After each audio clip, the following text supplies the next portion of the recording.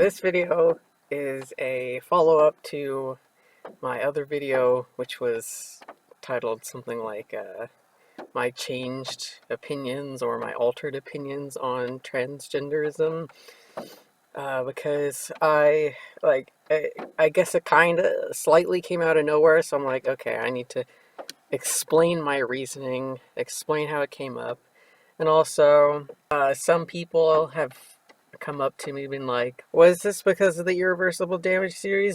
Did she hurt you? Did Abigail hurt you? I'm here to say no. No, she didn't hurt me. She didn't touch me. She didn't. She had no involvement.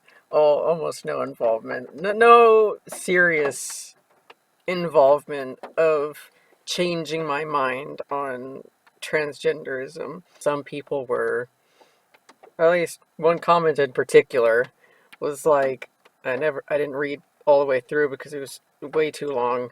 Don't send me extremely long messages that are like this long. Don't do it. They were saying like they were treating me as if I was a trans ally, which I was, and it would be horrible if I listened to Abigail's words, because then I probably won't be a trans ally anymore, and I'm naive to be reading her book, and I really didn't like that. Because a book isn't going to convert anybody. One little book, one little read, that's not going to convert anybody. It might might plant a seed of doubt in somebody, yeah, but the doubt would mean I'm going to start free thinking, and there's nothing wrong with free thinking, so I really don't like that approach of, oh no, you looked into Abigail Schreier's book, oh my god, you're not going to be one of us now, ah! That's just bullshit. Like I said in that other video, I did believe myself to be a trans ally. I even considered the idea that maybe I could possibly date a trans-identified person, maybe.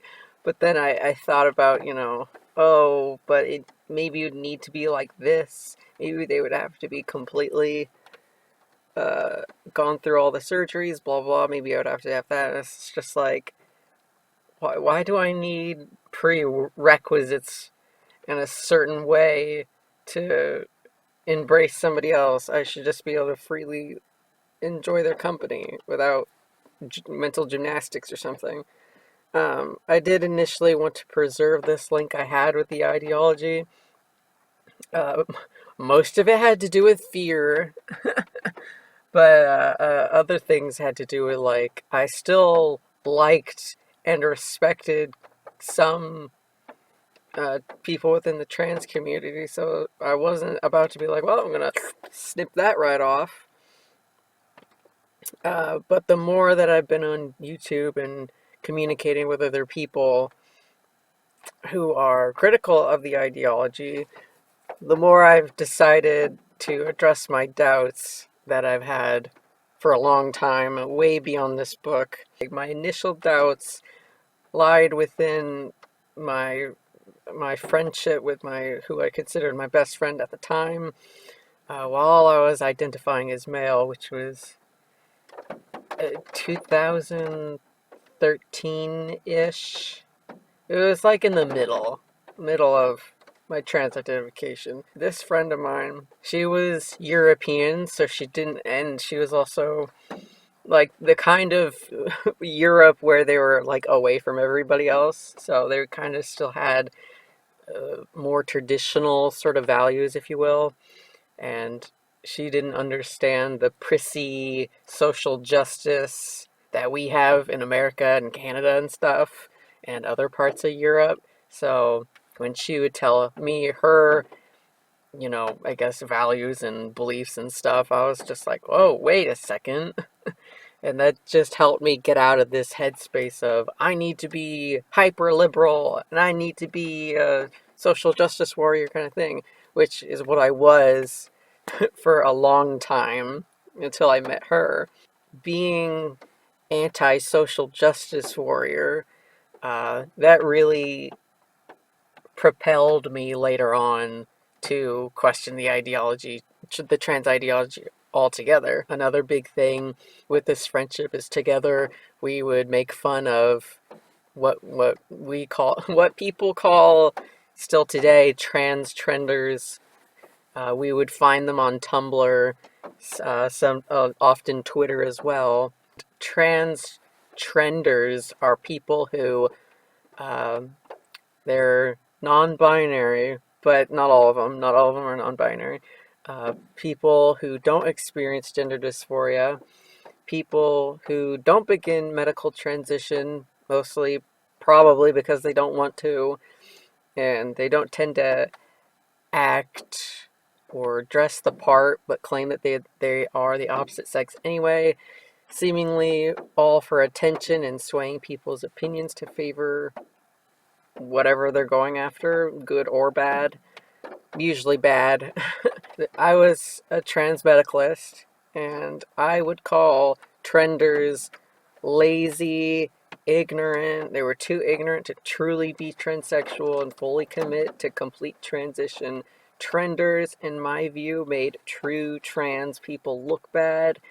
They were making a mockery of true trans people and muddying up the definition of what makes somebody trans, which would make outsiders take the true trans people like far less seriously.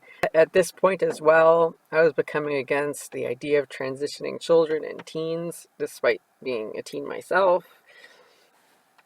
And that was the building block of my questioning and doubt. But then, getting further into trans medicalism and then discovering like this is really gatekeepy, that clued me in as well, because there is this faulty logic of like, how are you supposed to tell what a true trans person is? How do you know? Because transition looks like many different things. How are you supposed to really know? I would watch videos of people, especially Blair White and Calvin Garach, who would criticize Riley Dennis, who seems to be very irrelevant at this point. I never hear about him at all. But anyway, they would also, these two people, for instance, would criticize non-binary folks, like apparently in a more slightly recent development, I guess a couple years ago, Brennan Beckwith calling these people attention-seeking trenders, especially considering that Riley, for instance, wasn't doing anything medically transition at the time. I agreed at the time with this stance that if you are making aims to medically transition, look and act the part, you have gender dysphoria, then you are true trans. So, like, looking at Riley, I was like, I was completely in agreement with Blair White, being like, oh yeah, he's just a trender, yeah, whatever. Outside of criticizing these people, Blair White would attract a lot of conservatives to his channel, because he would very openly say he's a registered Republican. He's not a social justice warrior anymore, though he used to be. He just held values that I had that seemed to be very, logically sound, I guess. So I was looking up to Blair, and I was also looking up to conservatives, because conservatives were a group of people who I just treated as a complete other, some alien, evil alien species that I wanted to have nothing to do with. I didn't want to listen to them, nothing, but because of the anti-social justice warrior value that I had, it kind of shook hands with conservatives. So I was like, okay, I'm more willing to listen to them now. And then Blair White would be talking with people like Ben Shapiro, Stephen Crowder, and Candace Owens, and whatnot. And so that would like open me up, as well as the libertarians like Dave Rubin. Like that just exposed me to the whole conservative thing, which subsequently led me to questioning the whole transgender ideology. But I'm getting a little ahead of myself. Of course, I wasn't like sold immediately on these things. When it came to the Candace Owens thing, I thought it was really cringy because Candace Owens kept on purposely, and Ben Shapiro as well, would purposely misgender Blair White, and I didn't like that, and yada yada yada. So I wasn't completely sold, but at least like my mind was open to what they had to say. So like my whole point here is that trans medicalists that are either registered Republicans or are anti-social justice warriors, these people tend to sabotage the trans community despite identifying as trans themselves. So, and this applies to both Blair and Calvin. They do the same thing.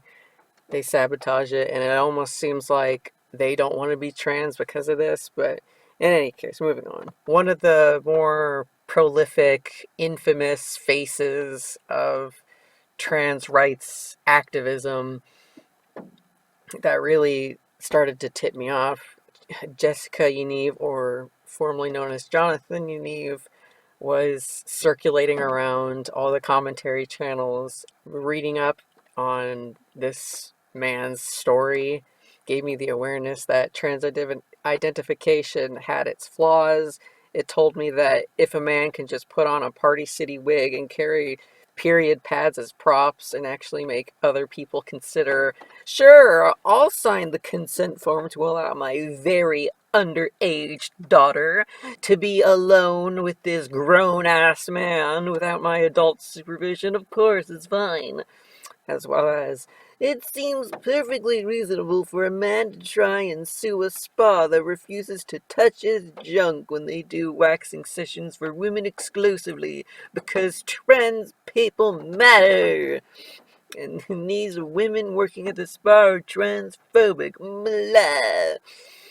Clearly, it's so easy to just say you identify as the opposite sex. People will just automatically believe you because the trans community and its allies have trained people to not see gender anymore. So when a man like Jessica Yaniv comes up and says, hey, I am a woman and I can do these things, and they tout around the whole, like, you're transphobic if you don't follow through with what I want you to do, then the trans community feels like it's like, oh, well, okay, well, maybe he's right. Or yeah, she's right. Let's listen to her. We don't want to be transphobic. It mostly comes from the trans allies because they don't really understand what the trans thing really is. So they'll just be like, well, I don't want to be called a transphobe, so I'm just going to let people like Jonathan Yaniv come in. In any case, how are you supposed to tell if someone is truly trans or not? Just because they say they are, how are you supposed to know if they really are? Nobody's our mind reader, and it's not like you can just ask because people can lie.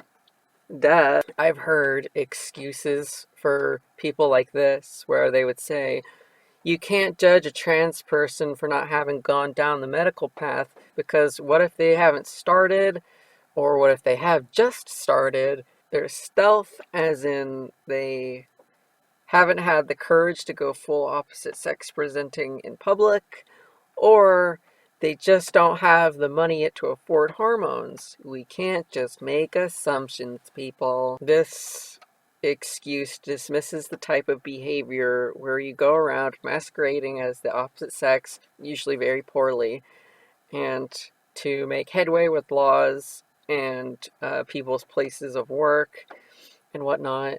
You're being asked to put aside the trans identification because people like Yaniv make the entire trans community look bad and focus on the misdeeds, ignoring the fact that Yaniv's actions were completely enabled because he claimed to be trans identified. I have to say that even though I liked Blair White a lot, I believed in him and blindly followed him. His criticisms toward other trans identified people and non binary folks gave me the impression that there's tons of people who keep doing trans wrong. And this is completely a massive issue because these types of people are abusing the laws, like I said, and as well as people's trust and naivety. And the biggest sin would be they make trans people look bad. This was questionable, yet I never wanted to address these suspicions because I didn't want to participate in wrong thing. Clearly, people were and still are using trans identification as a way to assert dominance and control in any given situation. The length the trans community goes, especially the trans rights activists or the TRAs, to bully, harass, and cancel those who have even just a modicum of doubt, this also tipped me off toward doubt. They would relentlessly attack people like Blair White and send death threats. It seemed more like the majority of folks were this willing to be cruel in the name of trans acceptance. How can anyone defend an ideology to the point where they harass and bully others, especially of their own kin? Like, there's so much in-fighting as well. That's also like, kind of suspicious. And then outside of that, when viewing, when I first started, of course, like I looked a lot into detransitioners' stories and what they had to say, and a couple of them uh, would would say that if they hadn't listened to trans medicalists, then they would have never medically transitioned. They did have gender dysphoria, and they listened to the trans medicalists and thought like, okay, well, you do need gender dysphoria to be trans, so therefore I'm gonna medically alter my body. They ended up regretting those decisions to medically alter their bodies. And then they concluded that it's a harmful idea to say you need gender dysphoria to be trans. And when I first heard that, I didn't understand what they said. It was they could have been speaking like Martian language or something. I didn't understand. I was like, what? But you do need gender dysphoria to be trans. I don't understand what's going on. But, I listened to them and I considered what they had to say because they started to transition when they were teens. And at that point already, I was against, and still am, against kids and teens transitioning. So I was like, okay, maybe it is a bad idea to say you need gender dysphoria to be trans. Elaborating a little bit more on the true trans, fake trans thing, I had made a video um, a while ago. I don't remember how long ago, but it was titled "How to Prevent Non-Trans People from Transitioning." There was a part in it where I was saying we would need like medical intervention to prove that this person is trans, transsexual, transgender, whatever. And I was under the impression that it's very true that there is such a thing as sexed brains, trans brains, in other words, and that if we had a person with gender dysphoria or gender identity disorder and they were like thinking, oh, I need to transition, then we would get them into the brain scanny room and do the whoosh whoosh, and and then we would look at their brains and see, oh well, they had the trans brain, they can therefore transition, let's do it. My fatal flaw going in was, as I was doing research for that specific part of my video, I looked up trans brains or sexed brains or gendered brains or whatever, and one of the articles that came up was like, there's actually no such thing as a gendered brain. And it wasn't an article that was refuting trans stuff. It was, broadly speaking, feminist sort of thing, where they were saying like, it was at an angle where it was like people would want to use sex brains to say, oh, well, you have a female brain, therefore you can't do science and math, sort of thing. You know what I'm saying? It was like that kind of like misogynistic sort of lean rather than a transgender lean. So it was unbiased in the form of transgender stuff. And so as I was reading it, I was like, I was like, no, I can't use this as a source. Which just, ugh, which really goes to show, like, I'm a bad researcher and I'm very biased. Clearly, I was very deep in denial, but reading it, I believe I read the whole thing, but upon reading it, I was like, it planted another seed of doubt of the legitimacy of trans science, scientific studies to prove that transgenderism is real. That planted a seed. And so I ended up trying to find another sort of source that was less like, they don't exist. And I was like, okay, this is better. This goes into what I wanted it to say. In any case, what I had read in the article was that a homosexual male's brain may appear to have similarities to a female brain, but it's negligent to conclude that it proves trans brains exist, because a taxi driver, for example, has a certain part of the brain developed for spatial awareness and internal maps of his local area. Was this because of his profession, or was he born with it? I don't remember exactly what it said. You'd have to read it. I have a link below for you to look at and fully read the article, because they're sciencey. They know how to explain it better than me. Many taxi drivers would have a similar development in their brain, so how could this just be a coincidence?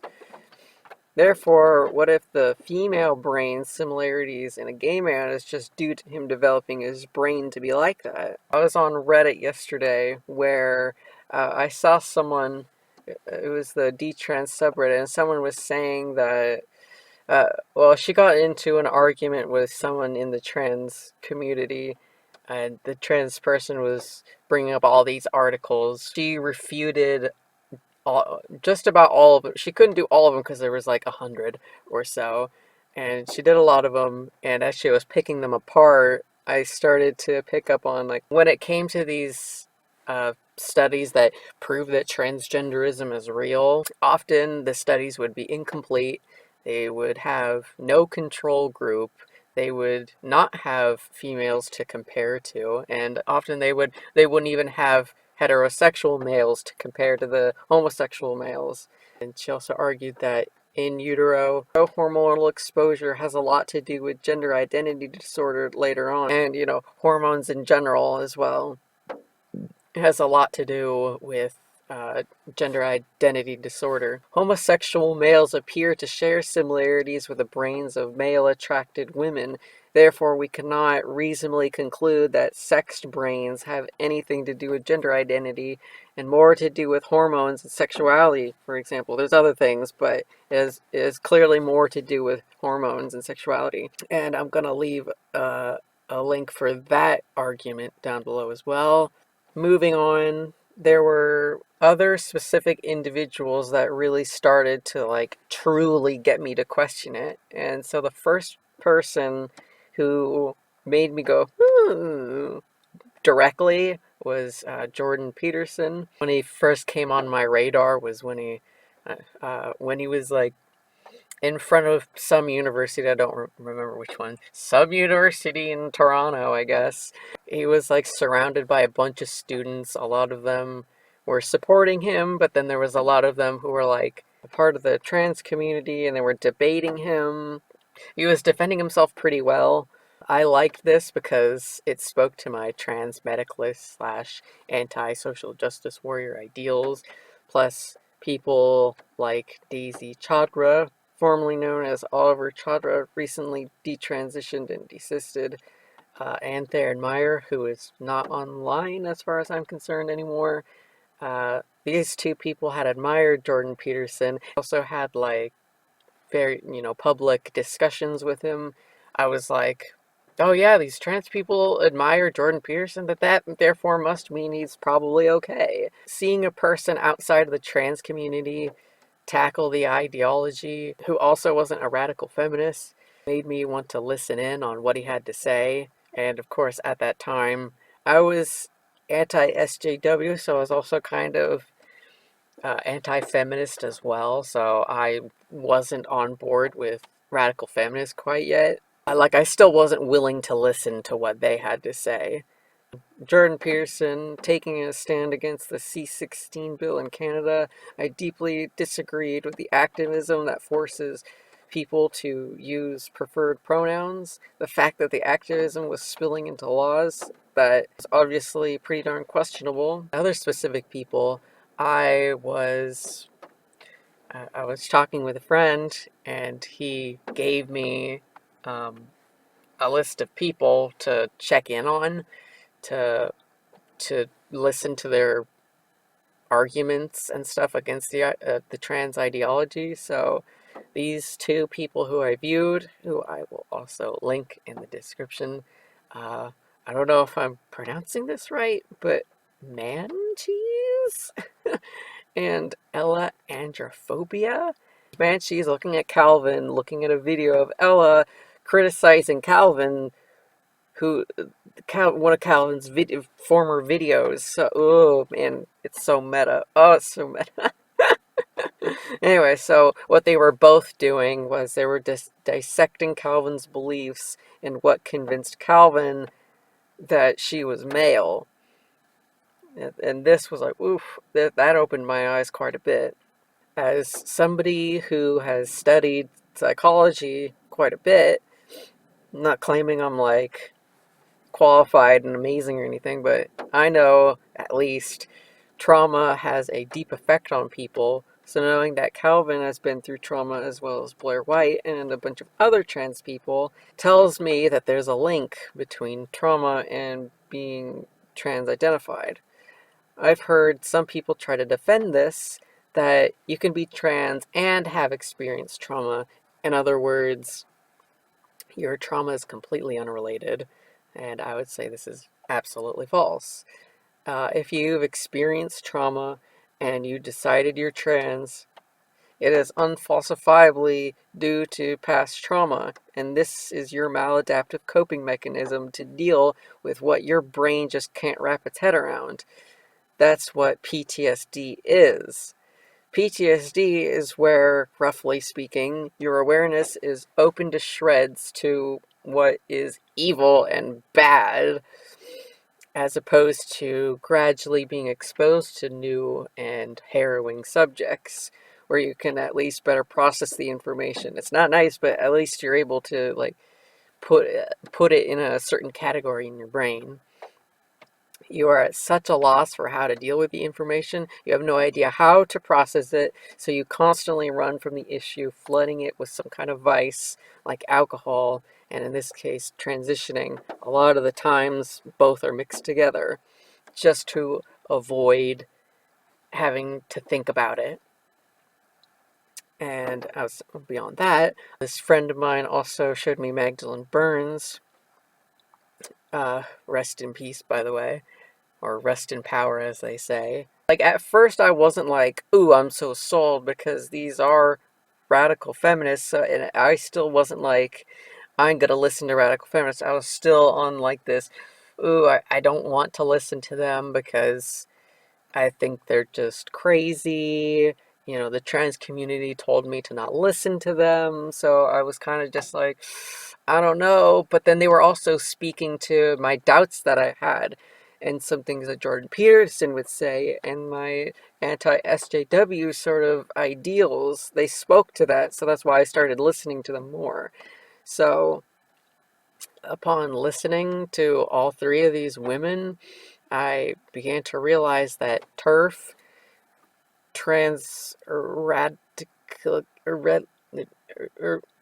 eradicate, I don't, radical feminist is just a slur to silence free thinkers, especially women.